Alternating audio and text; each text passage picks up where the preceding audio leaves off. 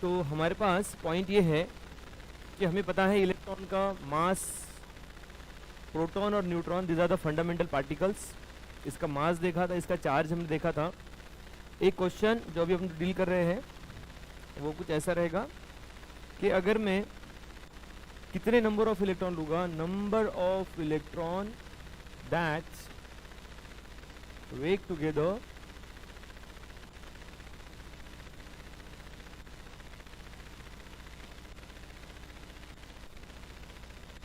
Of 1 ग्राम। तो मुझे इससे कितने इलेक्ट्रॉन लेने चाहिए तब जाकर उसका मास 1 ग्राम बन जाएगा।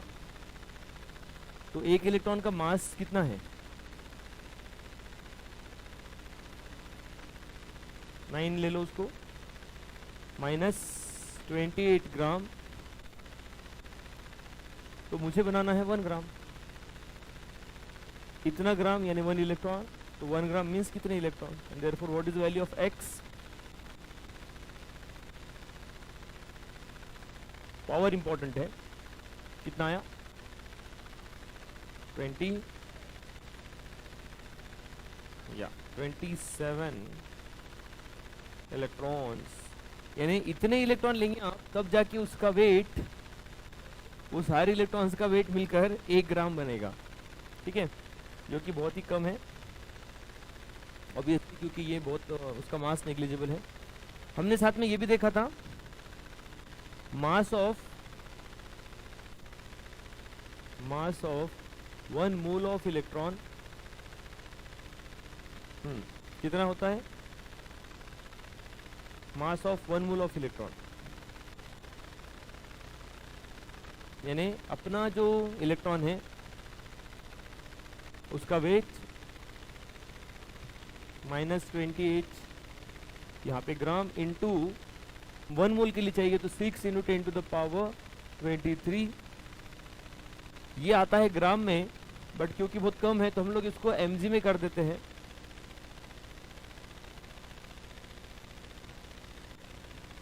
जो कि कितना आता है? Mass of 1 mole of electron 0.54 mg। ऐसे ही हमें एक और पॉइंट कि the charge of 1 mole of electron, या इसका आंसर क्या है आपके पास? 1 मोल ऑफ इलेक्ट्रॉन का चार्ज कितना है, तो उस पे चार्ज कितना है? तो विथ नथिंग बट एक इलेक्ट्रॉन पे चार्ज 10 टू द पावर, ये कूलम एक पे चार्ज है तो इसको 6 × 10⁻23 करेंगे तो ये मिला के बनता है 96476, जिसको कि हम लोग नियर अबाउट ले लेते हैं 96500 कूलम, और जो कि बन जाता है अपना तो 1 मोल ऑफ इलेक्ट्रॉन पे चार्ज 1 फैराडे होता है। ठीक है, इलेक्ट्रिसिटी का एक बिगर यूनिट है फैराडे और सबसे स्मॉलर यूनिट बन जाएगा कूलम। ओके, तो ये हमने देखा। अब इलेक्ट्रॉन पे चार्ज डिस्कवर किसने किया था? किसने बताया था कि इलेक्ट्रॉन पे चार्ज ये होता है? It's a Millikan oil drop method. तो कभी कभी ऐसे क्वेश्चन करता है कि हमें ऐसा दिया रहेगा कि एक ऑयल का ड्रॉपलेट है, ऑयल के ड्रॉपलेट, तो ऑयल के ड्रॉपलेट में उसने जो चार्ज देखा है, सपोज उसके पास जो चार्ज मिला है ऑयल के ड्रॉपलेट में, तो हमें ऐसा क्वेश्चन गिवन रहता है कि उसके पास उसके ऑयल के ड्रॉपलेट पे जो चार्ज आया है वो आया है 0.8 × 10⁻−19 coulomb. Number of electron in that oil droplet divide by एक इलेक्ट्रॉन पे कितना चार्ज है, तो कितने इलेक्ट्रॉन हो जाएंगे वो?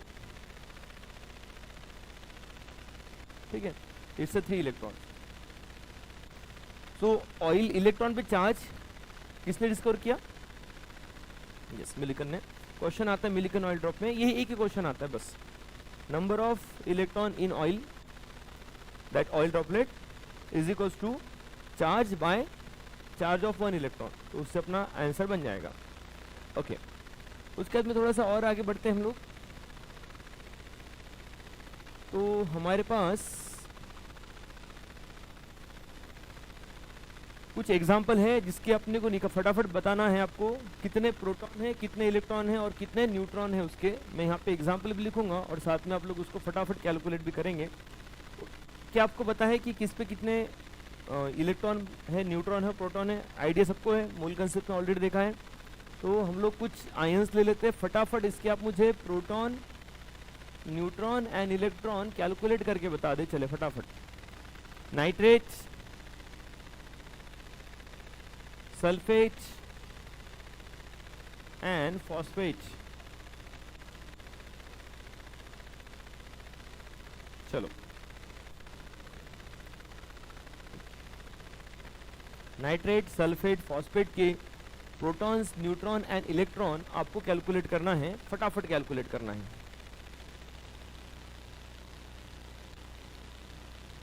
जबकि यूनिवेरिएबल के प्रोटॉन, न्यूट्रॉन और इलेक्ट्रॉन का पे में कितने इलेक्ट्रॉन्स और न्यूट्रॉन्स और प्रोटॉन रहते हैं। नाइट्रोजन के पास कितने प्रोटॉन है?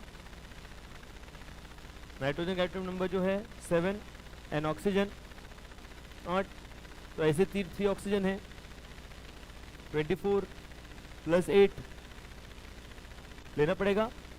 ये नेगेटिव चार्ज एक और, तो नेगेटिव चार्ज से प्रोटॉन नहीं बढ़ रहे, इलेक्ट्रॉन बढ़ेंगे। तो प्रोटॉन कितने हो जाएंगे? 31 प्रोटॉन। यहाँ पर न्यूट्रॉन की अगर बात की जाए तो वो भी है, क्योंकि ये सेम नंबर ऑफ प्रोटॉन और न्यूट्रॉन प्रेजेंट है इन दोनों में। एंड इलेक्ट्रॉन देखा जाए तो एक इलेक्ट्रॉन ऐड हो गया है, तो 32, राइट, ऐसे बना है। नेक्स्ट सल्फेट, क्योंकि यहाँ पर सल्फर और ऑक्सीजन में सल्फर के जितने प्रोटॉन है उतने ही न्यूट्रॉन होते हैं। ऑक्सीजन के पास भी सल्फर, ऑक्सीजन के पास भी प्रोटॉन और न्यूट्रॉन सेम ही होते हैं। तो कितने आ रहे हैं? 48 फर्स्ट पहले इसने, पहले जो बैट्समैन था 48 रन बनाया, बढ़िया बैटिंग की, बट थोड़ी सी 50 पे गड़बड़ कर दी, आउट हो गया। अच्छा नहीं लगता, थोड़ा सा अच्छा नहीं लगता है इतना अच्छा खेलने के बाद। तो फिर दूसरा प्लेयर आया, उसने भी बहुत अच्छी बैटिंग की, बट उससे वो भी, अब तीसरा बैट्समैन आता है और वो 50 कर देता है, राइट। ये 48 प्लस 2 दिस वन है ना, 2 इलेक्ट्रॉन ले लिया है तो 50। एंड देन फॉस्फेट, ये इंपॉर्टेंट है। फॉस्फोरस की प्रोटॉन और न्यूट्रॉन में डिफरेंस है। प्रोटॉन 15 है बट न्यूट्रॉन 16 है। 15 इसकी 15 है प्रोटॉन और 16 है न्यूट्रॉन। तो इसके ये कितने हो रहे हैं प्रोटॉन? Total 47, 48 and again 50। ओहो, तो बहुत कम लोग हैं जिन्होंने 50 क्रॉस किए हैं। चले, तो इस पे क्वेश्चन करता रहता है वो इलेक्ट्रॉन, प्रोटॉन, न्यूट्रॉन को लेकर। हम लोग आगे बढ़ते हैं। तो हमने ना कल बहुत सारे पॉइंट डिस्कस किए थे, जिसमें हमने देखा था कि जो लाइट है उसका नेचर भी देखा था, उसका बिहेव भी देखा था, और वहाँ से हमने उसका प्रोपेगेशन भी देखा था, और वहाँ से हमने wavelength, wave number, frequency, energy, velocity वगैरह सारे पॉइंट देखे थे। बट मैं एक से आपसे और पूछना चाह रहा हूँ, वेव लेंथ क्या होती है? वेव की लेंथ, वेरी गुड।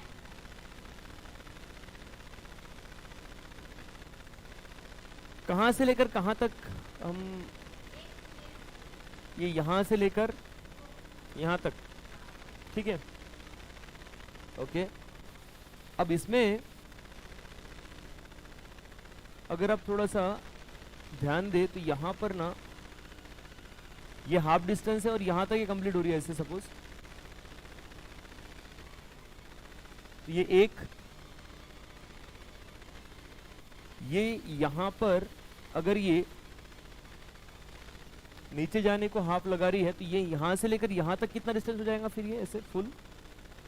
अगर सपोज मैं इसको बोल दूं कि ये 15 PM का डिस्टेंस है, तो ये हाफ कितना डिस्टेंस हो जाएगा फिर ये? इसके डबल हो जाएगा, यानी ये डिस्टेंस 30 का हो जाएगा, ठीक है। और यहाँ पर ऐसे अगर आप देखते हो, ये एक नीचे जाने के लिए और एक ऊपर आने के लिए, ऐसे दो चीज होती है। तो अगर मैंने इसको 15 बोला था तो ये 15 प्लस 15 ये 30 होगा, ठीक है ना, वही समझा रहा था मैं आपको, ये 30 होगा। और अगेन ये डिस्टेंस पहले इसके बराबर 50 मीन्स अगर हमें यहाँ पे इसका डिस्टेंस देके रखता है कि ये ए है, तो टोटल वेवलेंथ का डिस्टेंस कितना होगा, 4 टाइम्स ऑफ ए। ऐसे क्वेश्चन है एक, उन्होंने क्या किया कि ओनली ये डिस्टेंस देके रखा, जो कि सपोज 15 pm दिया, और उससे उन्होंने कैलकुलेट करने बताया कि वेवलेंथ कितनी होगी। चले, तो ये अगर 15 है तो ये डिस्टेंस जो होगा उसके 4 टाइम्स हो जाएगा, और वहां से वेवलेंथ मिल जाएगी। वेवलेंथ से उसने फ्रीक्वेंसी कैलकुलेट करने पे क्वेश्चन आया है, जेई का पीवाईक्यू है। तो बताओ कैसे, रिलेशन बता दे मुझे थोड़े से आप।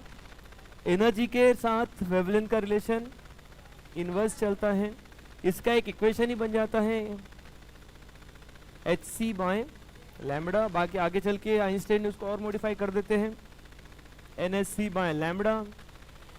h की वैल्यू आपको पता है, एक बार डबल से रिकॉल करवा दो,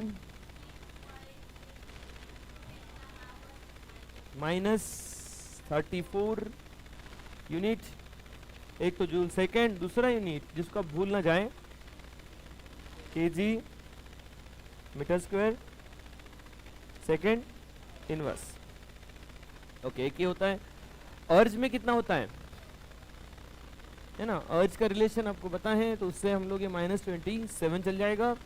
see it's the velocity of light, 3 × 10⁸ lambda जो है इसको हम लोग कन्वर्ट करते हैं, और सारे रिलेशन भी हमने कल डिस्कस किए थे कि पीएम का एम के साथ क्या रिलेशन है, एमस्ट्रॉन कितना है और एनएम कितना है, वगैरह वगैरह। तो ये एक इंपॉर्टेंट इक्वेशन है, बट मेरा क्वेश्चन ये है कि ये सी बाय लैम्बडा क्या होता है। यस, तो इसको हम लोग और ये कर देते हैं एच में, ठीक है ना। तो हमें पता चला कि फ्रीक्वेंसी जो होती है इससे सी बाय लैम्बडा। यहाँ पर क्वेश्चन ही क्या था, ये दिया था और बोला था कि इसकी फ्रीक्वेंसी बताओ। तो आप पहले इससे वेवलेंथ निकाल लेंगे और वेवलेंथ से फिर उसकी फ्रीक्वेंसी कैलकुलेट कर लेंगे, ठीक है ना। तो ये बहुत अच्छे अच्छे क्वेश्चंस इसमें बनते हैं। ये एन क्या होता है, एन नंबर ऑफ फोटॉन्स होते हैं। नंबर ऑफ फोटॉन्स कैलकुलेट करने पर भी हमें क्वेश्चन आता है कि बोलता है कि एक बल्ब है, 5 वॉट का बल्ब है, उसको 10 आवर तक कंटिन्यू हमने चलाया, और जो वेवलेंथ है जो यूज़ की उसके लिए वो 3500 एमस्ट्रॉन्ग की वेवलेंथ यूज़ की। तो इस क्वेश्चन के लिए हम लोग इसको कैसे सॉल्व करते हैं आप मुझे बताओ। इसमें बोला है कि नंबर ऑफ फोटॉन्स कितने इमिट हुए ये कैलकुलेट करना है। तो कैसे कैलकुलेट करते हैं, पहले एनर्जी निकाल लेते हैं। इसकी एनर्जी कितनी होती है, 5 × 10 × 60 × ये क्यों आर में दिया है, सेकंड में कन्वर्ट कर देंगे। 5 वॉट ये पर सेकंड तक इतनी एनर्जी इमिट कर रहा है, तो इतने घंटे तो को कंटिन्यूसली इतनी जूल एनर्जी इमिट करता रहा, ठीक है।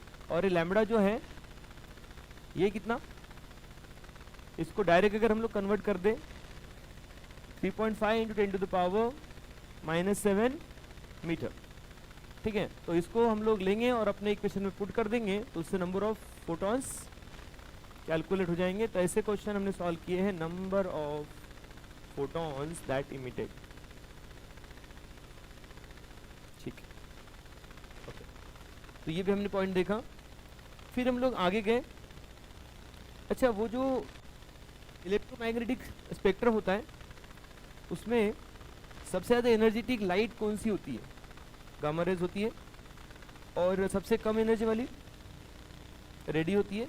रेडियो के बाद में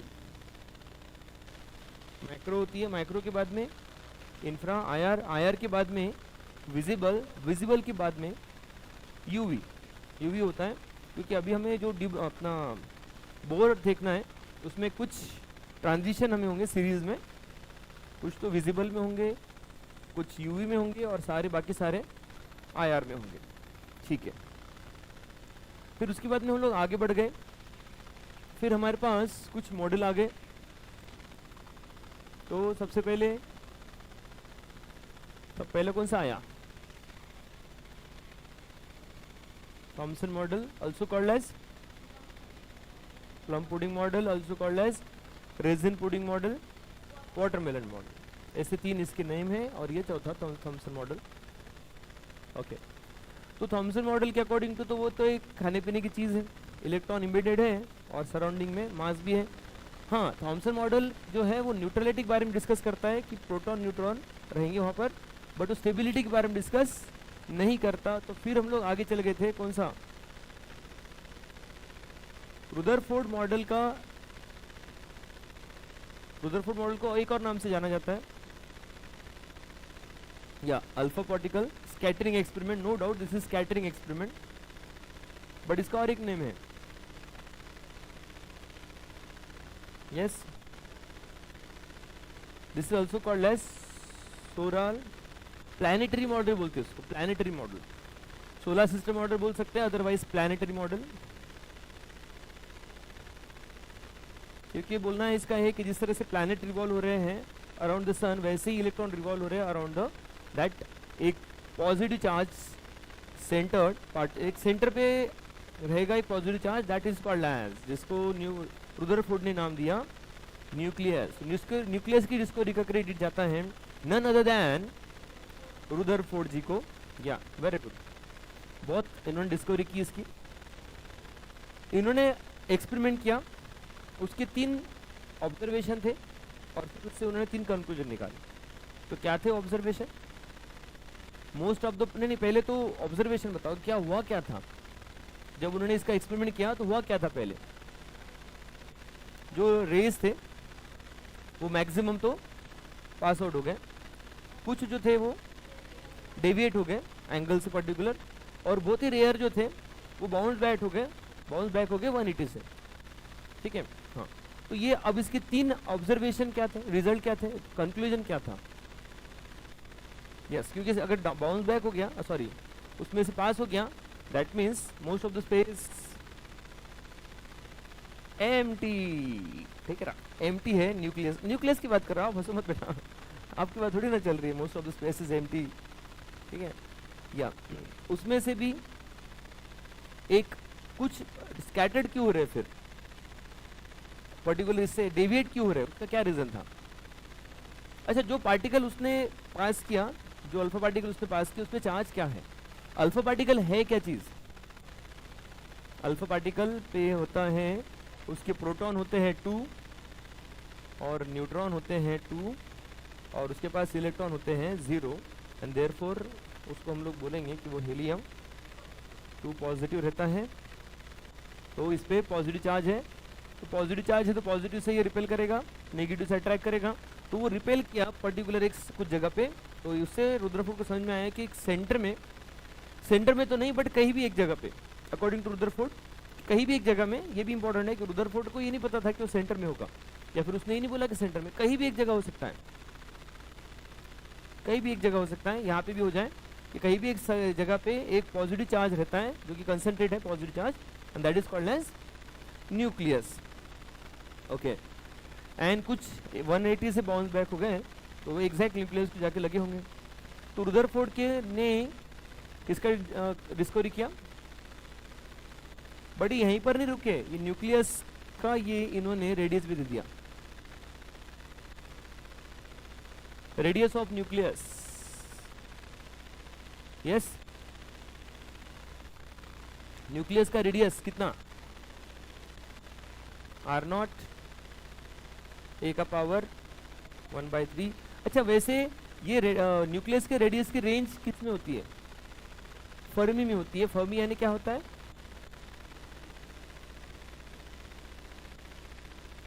टेन का पावर, ठीक है ना। अच्छा, यहाँ पे से उन्होंने बहुत सी सारी चीज बताई कि radius of atom by radius of nucleus कितने टाइम्स? 10 का power 5 and the volume of atom by volume of nucleus 10 का पावर 15, यस। बट रुदरफोर्ड जी क्या बताने में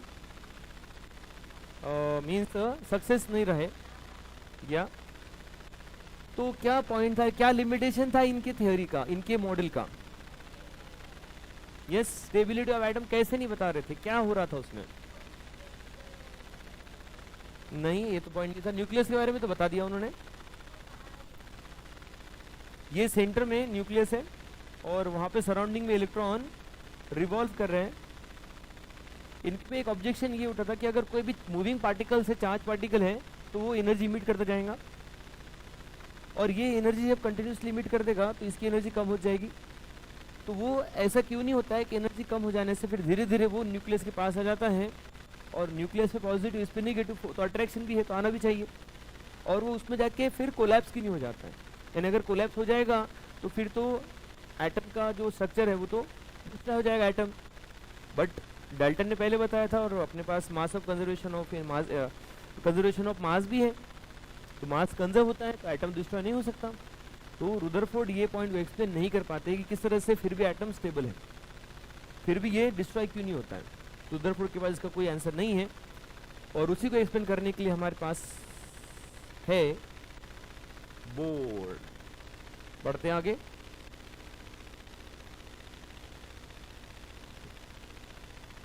तो फिर हमारे पास आ जाते हैं थर्ड, कौन से? बोर। उनका क्या कंट्रीब्यूशन है, क्या ही कंट्रीब्यूशन है इनका। बोर्स एटॉमिक मॉडल, इन्होंने जो रुदरफोर्ड ने जो बताया था उनको थोड़ा सा करेक्ट किया। बोला था कि रुदरफोर्ड जी राइट थे, रुदरफोर्ड भैया राइट थे, बट थोड़ा सा ना उनको ये पता नहीं चला था कि क्या हुआ था। सेंटर में न्यूक्लियस तो है ही, बट जो इलेक्ट्रॉन रिवॉल्व हो रहे हैं उसकी अपनी एक एनर्जी है, और वो पर्टिकुलर लेवल्स में रिवॉल्व होते हैं, और ये पर्टिकुलर लेवल्स की एक एनर्जी होती है। इलेक्ट्रॉन की एनर्जी जिससे मैच करेगी वहां पे इलेक्ट्रॉन रिवॉल्व करेगा। This stationary orbit, this stationary levels is called as orbit, also called as shell. तो शेल की डिस्कवरी का क्रेडिट जाता है नन अदर देन बोर भैया। यस, तो डिस्कवरी है उनकी, हमको उनको इसका क्या बोलेंगे, उसको देना पड़ेगा, उनको क्रेडिट देना पड़ेगा, बिल्कुल देना पड़ेगा। तो दिस स्टेशनरी लेवल्स, अगर कोई चीज मूव हो रही है तो उसका एक मोमेंटम होगा। तो उन्होंने बताया सबसे पहला point angular momentum. Angular moment क्या बताया?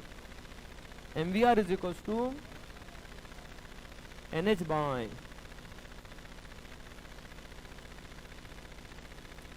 but what is mvr, but what is m किसका? ऑब्वियसली इलेक्ट्रॉन का होगा। v वेलोसिटी किसकी? r किसका? इलेक्ट्रॉन, ठीक है। mvr ये सर्कमफरेंस ऑफ सर्कल का सर्कमफरेंस कितना होता है? यस, नहीं शेल का है। इलेक्ट्रॉन जहां पे रिवॉल्व हो रहा है उस शेल का, ऑब्वियसली इलेक्ट्रॉन का कैसा होगा? इलेक्ट्रॉन जहां रिवॉल्व हो रहा है उसका। तो mvr is equals to nh by 2 pi. What is n here?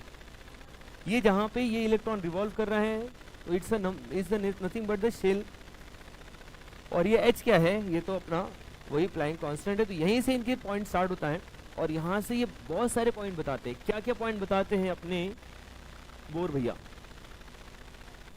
Radius of nth shell is equals to, हमें ओनली उस फॉर्मूला को लेना है। उस फॉर्मूला कितना है? 0.53। एक्चुअली वो 53 भी नहीं, एक्चुअली 529 है, हम लोग उसको 53 ले लेते हैं। n square by z, unit important है। अच्छा, यहां से क्या समझ में आया कि यहाँ पे r का और n का क्या रिलेशन है, और z के साथ?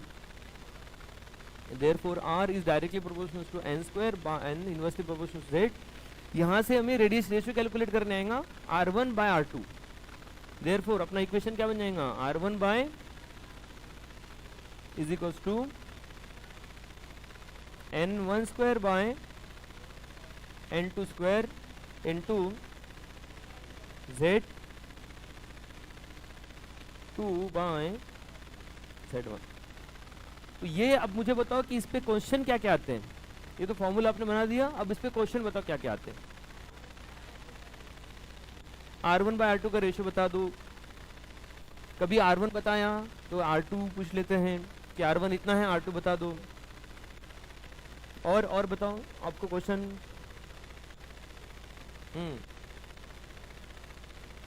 यस, यानी नंबर ऑफ क्वेश्चन इससे आ सकते हैं। और रेडियस ऑफ हाइड्रोजन, उसका भी अपना एक फॉर्मूला हो जाएगा। फिर रेडियस ऑफ हाइड्रोजन, वो Z की value for hydrogen atom, Z की वैल्यू हो जाएगी 1। देयरफॉर अपना इक्वेशन हो जाएगा R is equals to 0.53 n square. और यहाँ से हम लोग रेडियस हाइड्रोजन के फर्स्ट शेल का, सेकेंड और थर्ड सबका रेडियस कैलकुलेट करते हैं, बट फिर भी फर्स्ट का मैं कैलकुलेट करके देता हूँ। मेरी रिस्पॉन्सिबिलिटी आपको कैलकुलेट करके बताना, बाकी फिर आप लोग भी बता सकते हैं, ठीक है ना, क्योंकि सब कुछ मैंने बताना ऐसा इंपॉर्टेंट नहीं है और आपको बताते भी आना चाहिए। चले तो मैं बताता हूँ किस तरह से सॉल्व करते हैं। तो देखिए क्या है कि अपने पास 0.53 ये कांस्टेंट नंबर है, इसको ही हम लोग जो है किससे इंडिकेट करते हैं, एक एक इस तरह से इंडिकेट कर देते हैं, कभी कभी A0 से। और n की वैल्यू तो 1 है, तो अपना फर्स्ट शेल का जो रेडियस हो जाएगा वो A0 के बराबर, ठीक है। दूसरी इसका नहीं, तो ये तो 0.53 तो A0 के बराबर रख दो, 4 A0 9 A0, और ये चलता जाएगा आगे। जैसे जैसे फर्स्ट शेल सेकंड थर्ड जा रहा है तो उसकी रेडियस क्या होती जा रही है, ऑब्वियसली बढ़ते जा रहा है जितना दूर जाएगा। एंड देयरफॉर हम लोग देखते हैं कि as the number of shell increases atomic size increases. Chemical bonding में, पीरियड में फैक्टर्स अफेक्टिंग साइज पे कौन से एटॉमिक साइज पे, एटॉमिक रेडियस पे कौन से फैक्टर अफेक्ट करते हैं, तो obviously number of shell effect करता है। बट यही अगर आप अप्लाई करें, थोड़ा सा कंपेयर भी करना है अपने को, ये जो और हाइड्रोजन का first second third radius shell का रेडियस, और ऐसे ही हेलियम के first second third, helium positive, because Bohr का जो मॉडल था किसके लिए एप्लीकेबल था, hydrogen and hydrogen like. Hydrogen जिसको डिसलाइक करता है उसका नहीं, ओनली लाइक जिसको करता है, इसका मीनिंग वो नहीं है। Hydrogen like, what is meaning of hydrogen like, उसके जैसे का मीनिंग क्या, ये स्विम कर सकता है वो भी स्विम कर सकता है। Iso electronic, it's only mono electronic model. तो पॉइंट ये है कि हम लोग अभी कैलकुलेट करते हैं, तो हाइड्रोजन के लिए हो गया, थोड़ा हीलियम के लिए कैलकुलेट करके देखते हैं। हीलियम एटम का फर्स्ट शेल का रेडियस कितना होगा, तो यहाँ पर हम लोग A0 से ही कंपेयर करेंगे ताकि अपने को ये समझ में आ जाए। A0 और by 2, okay. The first for, ये तो हाइड्रोजन के लिए हो गया। अब वैसा ही फर्स्ट हीलियम का कितना आ गया, A0 बाय 2। ओ हो, क्या समझ में आ रहा है, कुछ कंफ्यूजन क्यों करते हो? सेकंड का कर लेते पहले, सेकंड का 2 A0, ओके। और उधर कितना था, 4। यानी क्या पता चला कि अगर अपने, क्योंकि ये रेडियस Z पे डिपेंड कर रहा है, Z अगर बढ़ता जाएगा तो उसका जो, अगर फर्स्ट सेल का रेडियस हाइड्रोजन का जितना है और वही हीलियम का अगर फर्स्ट सेल का रेडियस देखे तो वो उतना नहीं है, उससे कम रहेगा। लिथियम के लिए और भी कम रहेगा, लिथियम 2 पॉजिटिव के लिए, और ये होना भी चाहिए ना। कैसे देखो, थोड़ा समझो, अपने केमिस्ट्री लगा देंगे यहाँ पर, hydrogen helium positive, lithium 2 positive, कौन बिगर है, ऑब्वियसली उससे स्मॉलर, हीलियम पॉजिटिव उससे स्मॉलर, और उससे भी स्मॉलर, और उससे भी स्मॉलर। तो ऑब्वियसली जैसे इधर जाएंगे तो उसका अगर स्मॉल हो जाएगा तो obviously first shell second shell उसका साइज छोटा हो जा रहा है, और वो हम लोग अपने इससे अप्लाई भी कर रहे हैं। तो हमें फार्मूला को अंडरस्टैंड भी करना है और उसको अप्लाई भी करते आना चाहिए। तो होप कि आपको ये क्लियर हो गया, कि आपके माइंड में क्लियर हो जाए पहले ही, कैलकुलेट करने से पहले ही अगर हमें बोला कि हीलियम के सेकंड शेल का रेडियस इतना इतना है, अब हीलियम का बोला है और बोला है कि अब बेरिलियम का बताओ सेकंड शेल का रेडियस, तो वो उससे ज़्यादा आएगा कि कम आएगा? ऑब्वियसली हमारे माइंड में पहले से आइडिया हो तो उससे वो कम आएगा। पहले ऑप्शन देखें, वैसा ऑप्शन रहा कम वाला है, बाकी 3 ज़्यादा वाले ऑप्शन है तो उसको टिक कर दे, अदरवाइज कैलकुलेट करें। मैक्सिमम केस में याद रखो, नीट में कैलकुलेट करने का काम नहीं होता। हम लोग क्या करते हैं, मैक्सिमम केस में हम लोग कैलकुलेट करते हैं, लॉजिक लगाना है बस। कल मैं देख रहा, अब छोड़ दो, अब जैसे मैं कल देख रहा हूँ कि एक जेई का स्टूडेंट आंसर आ गया उसका मूल का, उसका आंसर आ गया है 0.75 मोल। अब उसको मॉलिक्यूल भी पूछा है, ठीक है, तो वो ऑब्वियसली अपना कंसेप्ट लगा रहा है 0.75, नो डाउट कंसेप्ट लगाया उसने, मुझे कोई दिक्कत नहीं है। 6 × 10⁻23, नीचे में 4 ऑप्शन है, मुझे बता दो इसका आंसर क्या 6 × 10⁻23 ज्यादा आने वाला है? पहले ऑप्शन ही चेक करना चाहिए। हम लोग पहले कैलकुलेट कर रहे, कैलकुलेट, हाँ सर मुझे तो कैलकुलेशन आते हैं ना, आते हैं ठीक है, बट आपका टाइम जा रहा है ना। तो बोलने का मीनिंग ये है कि टाइम को यूटिलाइज करना बड़ा इंपॉर्टेंट है। जहाँ तक आपका आंसर बन गया है, आपके माइंड में आ गया, तो फिर क्यों आगे बढ़ रहे हो, फिर क्यों कैलकुलेट कर रहे हो, आगे बढ़ जाओ। ओके आगे बढ़ते हैं। नेक्स्ट रेडियस की बात में सेकंड एनर्जी ले लेते, पहले एनर्जी बता दो। एनर्जी ऑफ एन सेल कितना, -13.6 n z² by n²। Unit important है, यूनिट इलेक्ट्रॉन वोल्ट पर एटम। इसमें एक्चुअली बहुत सारे अपने पास पॉइंट बन सकते हैं कि अगर हम लोग इलेक्ट्रॉन वोल्ट पर एटम इतना है तो इलेक्ट्रॉन वोल्ट पर मोल कितना होगा, तो मल्टीप्लाइड बाय ये जो आएगा अभी -13.6 z² बाय n²। इसको अगर मैं 6 × 10⁻23 से कर दूं तो इसका यूनिट क्या बन जाएगा, इलेक्ट्रॉन वोल्ट पर मोल बन जाएगा। और अगर इसको इलेक्ट्रॉन वोल्ट को जूल में कन्वर्ट करना है तो किससे मल्टीप्लाई करना पड़ेगा, या फिर डिवाइड किससे करना पड़ेगा? क्या रिलेशन था इलेक्ट्रॉन वोल्ट का और जूल का? यस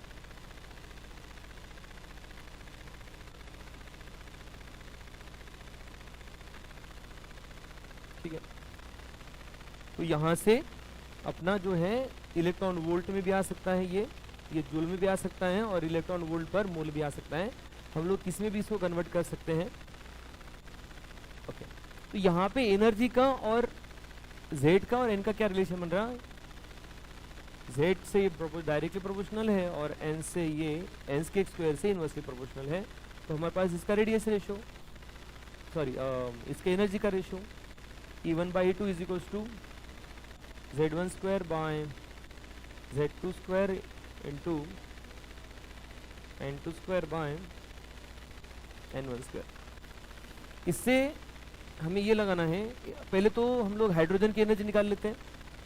हाइड्रोजन एटम के लिए Z की वैल्यू तो 1 हो जाएगी।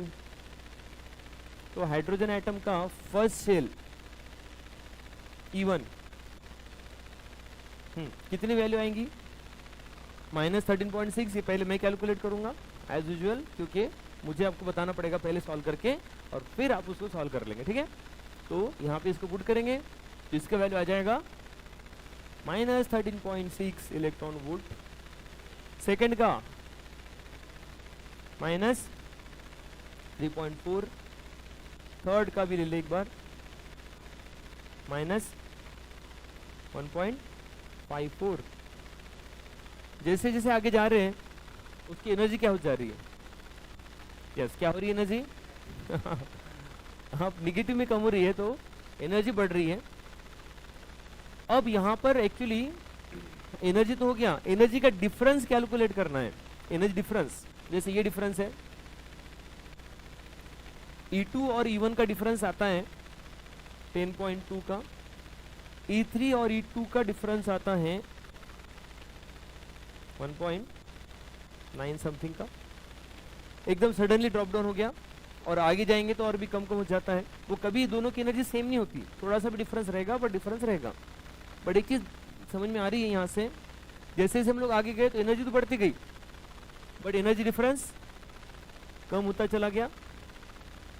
इसको यहाँ पे बड़े अच्छे से हम लोग समझ सकते हैं कि जब हम लोग इसको ड्रॉ करते हैं ना, तो फर्स्ट सेल में डिफरेंस ज़्यादा रखते हैं, फिर सेकंड थर्ड में कम बताते हैं डिफरेंस, फिर जब हम लोग आगे बढ़ते हैं और तो और भी डिफरेंस कम बताते हैं, और फिर आगे तो बहुत कम बता देते हैं।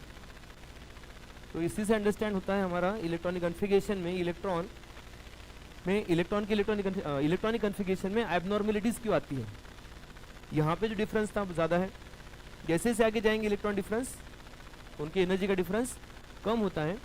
तो यहाँ पे हायर लेवल पे electron can easily jump from one level to another level. Especially हमें एबनॉर्मेलिटीज़ कहाँ देखने मिलती है इलेक्ट्रॉनिक कन्फिगरेशन में, जो देखते हैं हम डी और ए ब्लॉक में भी। डी में फर्स्ट सीरीज में कहाँ पे कितने एबनॉर्मेलिटीज़ है, तो कौन से एक क्रोमियम और दूसरा कॉपर। बट सबसे ज़्यादा एबनॉर्मेलिटीज़ तो सेकंड सीरीज यानी 4D सीरीज में है, सारे abnormal first second and last, this are the normal one. And बाकी सब जगह पर रहेगा। एफ में भी कुछ इलेक्ट्रॉनिक कॉन्फ़िगरेशन में एबनॉर्मलिटीज आती है। ओके, ये तो एनर्जी होगी इसकी। इसका एनर्जी डिफरेंस कैलकुलेट करने का कोई फॉर्मूला है क्या? डेल्टा ई एनर्जी डिफरेंस हम लोग कैलकुलेट कर सकते हैं, कैसे बनेगा? डेल्टा ई निकालना है मुझे कि डायरेक्ट बोल दिया कि एनर्जी का डिफरेंस कितना है। तो ये जो मैंने कैलकुलेट किया है, ये इसको कैलकुलेट करने के लिए डायरेक्ट कोई फॉर्मूला है क्या अपने पास? हाँ, तो वो E2 माइनस E1 तो बना सकते हैं, बट कभी कभी अगर किसी Z की वैल्यू डिफरेंट रही, N की वैल्यू डिफरेंट रही, ये तो उसका रेशियो हो गया, बट उसका डिफरेंस कितना डिफरेंस रहेगा? कोई फॉर्मूला बन सकता है? क्या बन सकता है? अच्छा, ये बताओ मुझे कि इससे रिलेटेड क्या क्या क्वेश्चन आते हैं एनर्जी से रिलेटेड। एनर्जी से रिलेटेड क्या क्या क्वेश्चन आ सकते हैं? Energy of that particular n shell, उसका रेशो, कभी कभी होता है कि उसका एन सेम होता है, कभी उसका जेड सेम होता है, व्हाटएवर। तो इस पे हम लोग जो भी क्वेश्चन आए हम लोग इजीली सॉल्व कर सकते हैं। बट यहाँ से एनर्जी से रिलेटेड पता क्या चला, उसको उसका एक कंक्लूजन बता दो, फिर आगे बढ़ते हैं।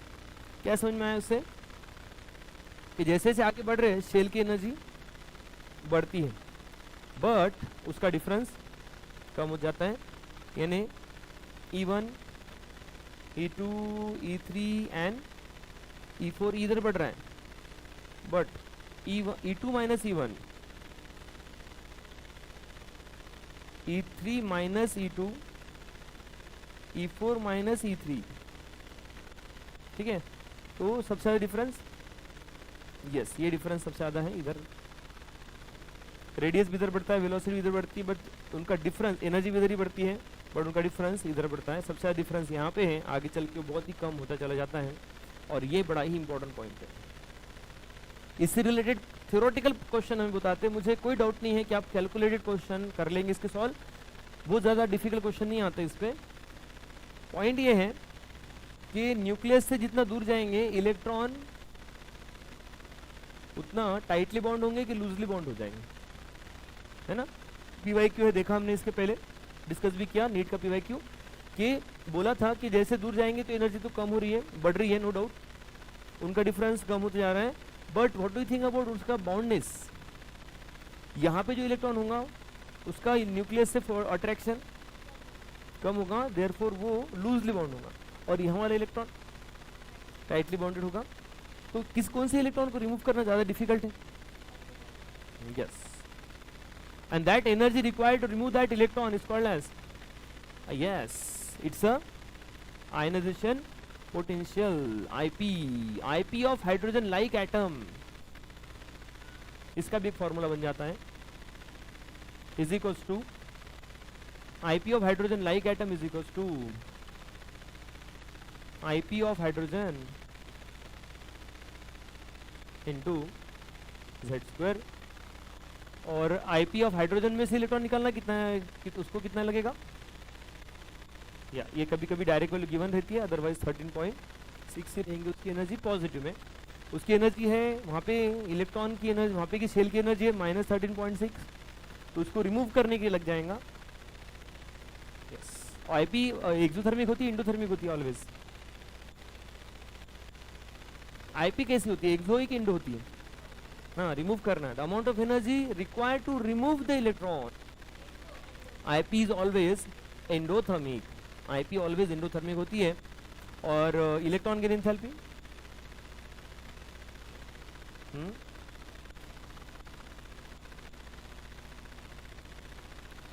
वेलोसिटी ऑफ इलेक्ट्रॉन,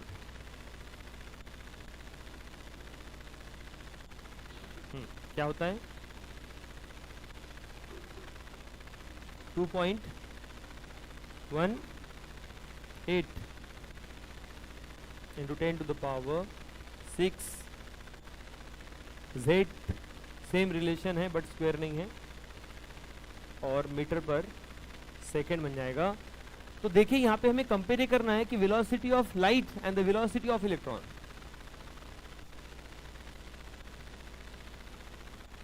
ये पहला क्वेश्चन यहाँ पे आता है अपने को, velocity of light. Velocity of light कितना, 3 इंटू 10 टू द पावर 8, और यूनिट तो सेम ही रहता है। और यहाँ पे 2.118 की 18, अच्छा ठीक है ना, उसको 2 ही ले लो, no problem. Metre second, metre पर सेकेंड, ये तो यूनिट है, सेम यूनिट है, कैंसिल हो जाएगा। नियर अबाउट कितना, ये ऊपर जाएगा 10 टू द पावर 2, और ये कितना, इसको 2 ले लो आप, 1.5, यानी कितना 150, और ये एक्चुअली 2 नहीं है, 2.18 है। तो जो एक्चुअल वैल्यू होती है ना, ये अभी अपना आ रहा है 150, इससे ज़्यादा होगा कि कम होगा एक्चुअली? यस, तो वो दिया है आपके एज के बराबर,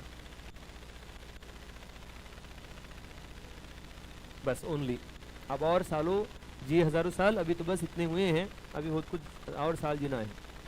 यस, ठीक है ना। तो ये है velocity of electron and velocity of light का एक कंपैरिजन, यानी इलेक्ट्रॉन की वेलोसिटी हमें बहुत लग रही है, बट लाइट की वेलोसिटी की क्या ही कहने, बट इलेक्ट्रॉन भी कुछ कम नहीं है ना, इतनी उसकी वेलोसिटी चल रही है। ओके, बट इस बोर्ड थ्योरी की लिमिटेशन देखने से पहले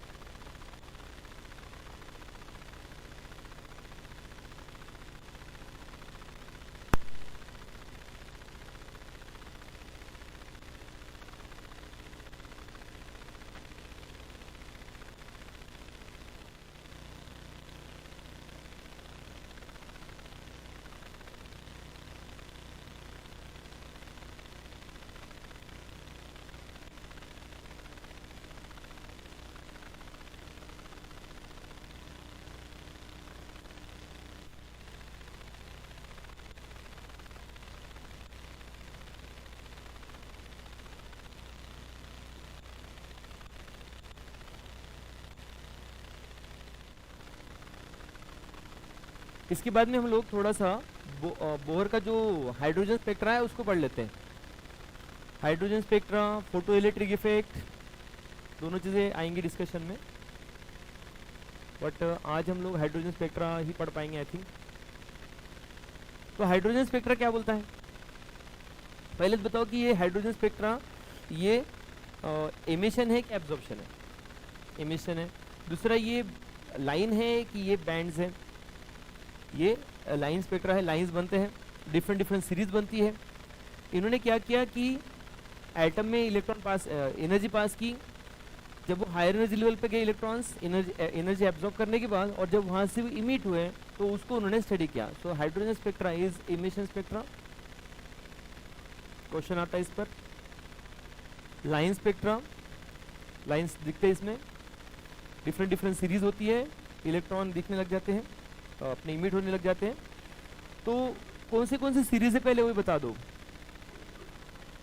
यस, लाइमन है, लाइमन सीरीज। तो लाइमन में इलेक्ट्रॉन आर कहाँ से रहा है और कहाँ तक आ रहा है, इसको हम लोग N1 और N2 बोला जाता है। लाइमन का N1 यानी कहाँ तक आ रहा है, वो 1 फर्स्ट सीरीज तक आएगा, फर्स्ट ऑर्बिट तक आएगा, और ये 2 से लेकर इन्फिनिटी तक रह सकता है। नेक्स्ट बाल्मर सीरीज, इसका 2 होगा तो ये 3 से लेकर आगे, लाइमन बाल्मर थर्ड वन, पास्चेन सिंचेन 3, इधर 4 से लेकर कितना भी हो सकता है इन्फिनिटी तक। और नेक्स्ट, अच्छा ब्रैकेट, इसको ब्रैकेट में करना है, अच्छा ब्रैकेट नेम ही है। ब्रैकेट जो होता है वो 4 तक आते हैं उसके सारे लाइंस, और ये 5 से आगे कितने भी हो सकते हैं, कहाँ से भी आ सकते हैं इलेक्ट्रॉन। देन पी फंड, या ये 5, इधर 6 से आगे कितना भी हो सकता है इन्फिनिटी तक। And the next and the last Humpty Dumpty Humphrey. Exactly, एक बार एग्जाम दे दो, नीट का एग्जाम हो गया तो आप पढ़ाई से फ्री हो जाएंगे, ऐसा आपको लगता है। एक्चुअली ऐसा नहीं है, एमबीबीएस वालों से पूछो, वो बोलते हैं कि सर हमने जितनी पढ़ाई अभी नहीं की उससे कहीं ज़्यादा पढ़ाई हमको एक एक दिन करनी पड़ती है। बता नहीं चाह रहा हूँ कि आगे भी पढ़ाई है और बहुत ज़्यादा है, बट उसकी स्टार्टिंग अभी है। ओके व्हाटएवर, एक चीज़ ये बता दे कि कौन कौन से इसका ट्रांजिशन कहाँ पे होता है,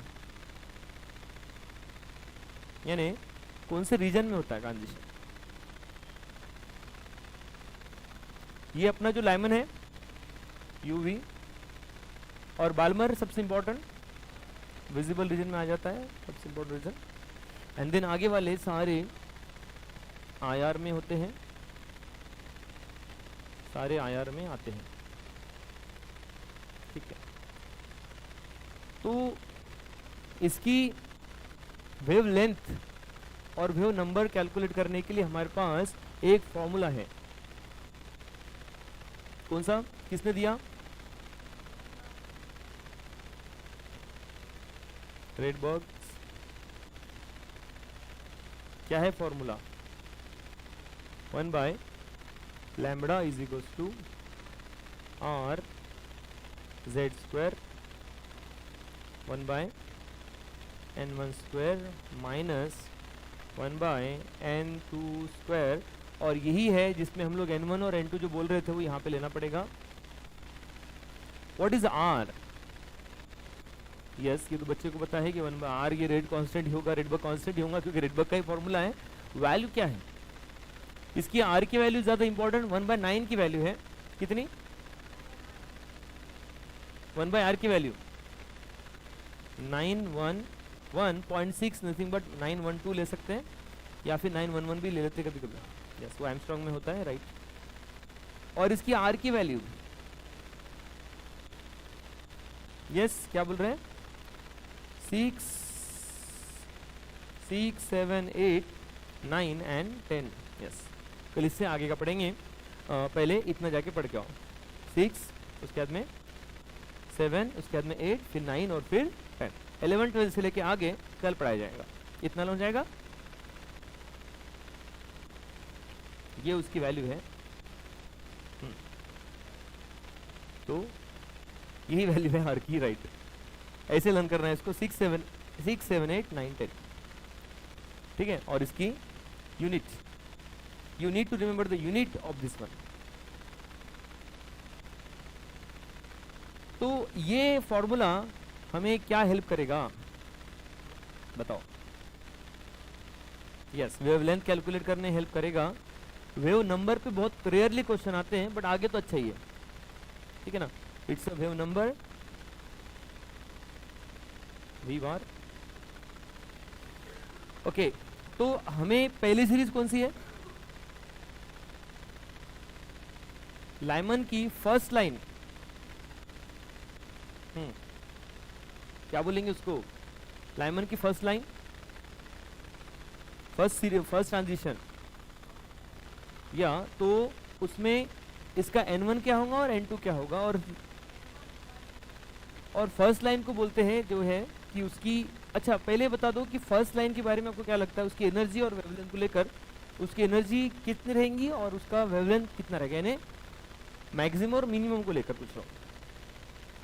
वेवलेंथ क्या रहेगी, कैसे रहेगी, और एनर्जी कैसे रहेगी, उसको अंडरस्टैंड करना है। तो ये समझ जाओ पहले कि electron return back to the pavilion आ रहे हैं, और सारे ही इलेक्ट्रॉन लाइमन के सीरीज में वो 1 तक आते हैं।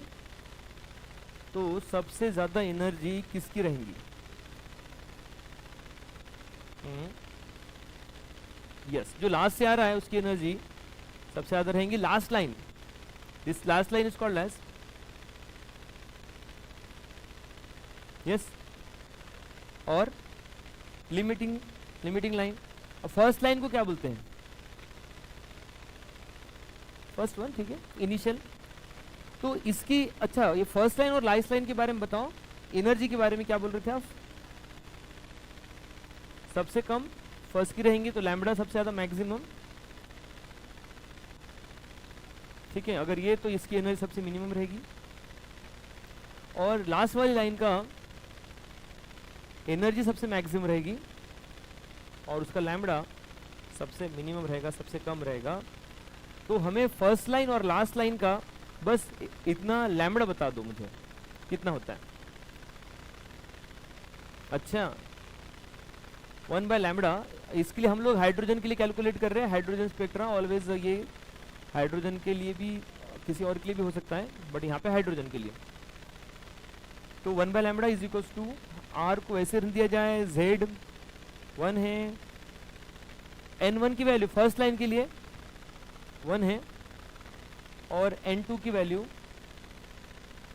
1/4 हो जाएगी क्योंकि n2 की वैल्यू 2 है। तो ये 1 by lambda is equals to किसके बराबर, 3r/4 के बराबर। तो 1 बाय लैम्बडा अगर 3r/4 है तो फिर अब उसको लैम्बडा को कर दो थोड़ा सा निमुड़ा, and therefore lambda is equals to 4/3r।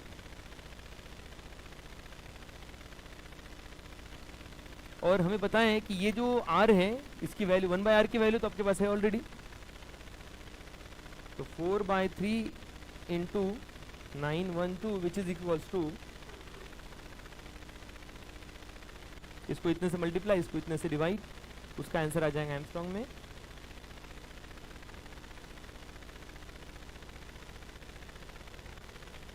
1216 angstrom. अब ऐसे ही लास्ट लाइन के बता दो एक बार कितना होता है, लास्ट लाइन का n2 कितना होता है लास्ट लाइन का, और 1/∞ 0 हो जाएगा। तो लास्ट लाइन का r के बराबर, और r की वैल्यू ये 1 by lambda is equals to r है, तो lambda is equals to 1/r which is equals to 912 angstrom. ये वैल्यू लर्न कर लो क्योंकि इस पे अपने को बहुत सिंपल से क्वेश्चन आ सकते हैं, फर्स्ट लाइन लास्ट लाइन दोनों चीज़ें माइंड में रहे, 4/3r और ये 1/r। तो देखो एक चीज़ समझना यहाँ पे ये है कि लैम्बडा क्या हो जा रहा है, देखो आप जैसे फर्स्ट लाइन से लास्ट लाइन तक गए तो लैम्बडा क्या हुआ, कम हुआ, यानी वेवलेंथ कम होगी तो एनर्जी ऑब्वियसली बढ़ ही जाएगी। तो हम लोग ये किसी भी इसके लिए कैलकुलेट कर सकते हैं, ऐसे बहुत सारे क्वेश्चन अपने को आते हैं। एक लास्ट क्वेश्चन लेके हम लोग रुक जाएंगे। पॉइंट ये है कि हमें इसका लैम्बडा का रेशो चाहिए, lambda ratio of wavelength of hydrogen to wavelength of helium positive. और बोला ये है कि हाइड्रोजन के लैम्बडा जो निकालना है उसका बाल्मर सीरीज का सेकेंड लाइन का to ratio of wavelength of hydrogen atom of Balmer second line to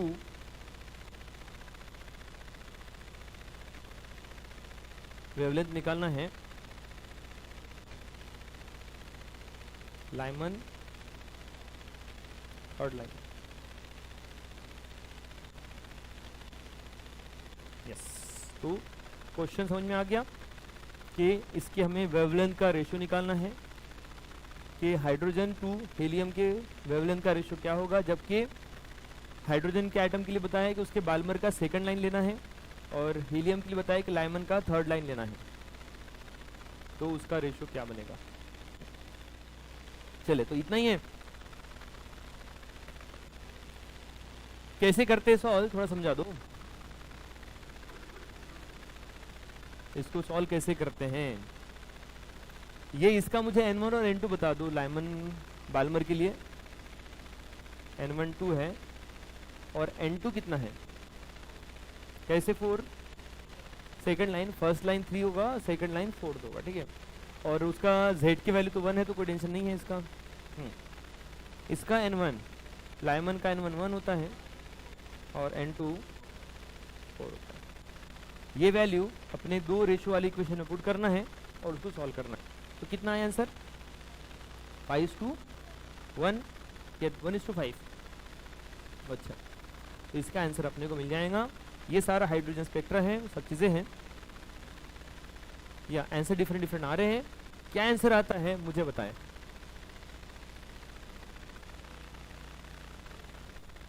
क्या आंसर आता है मुझे बताएं। या 20:1 भी आंसर आ रहा है, तो 5:1 भी आ रहा है। डिफरेंट डिफरेंट लोगों का कैलकुलेशन है करके डिफरेंट डिफरेंट आंसर आ रहा है, बट अभी में जा रहा है। या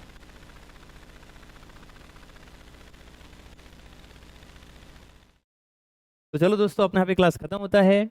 आपको अगर ये वीडियो पसंद आए होगी तो इसको लाइक कीजिए, चैनल को सब्सक्राइब कीजिए और इसको ज़्यादा से ज़्यादा लोगों तक शेयर कीजिए। बाकी हम लोग कल मिलते हैं। चलो बाय।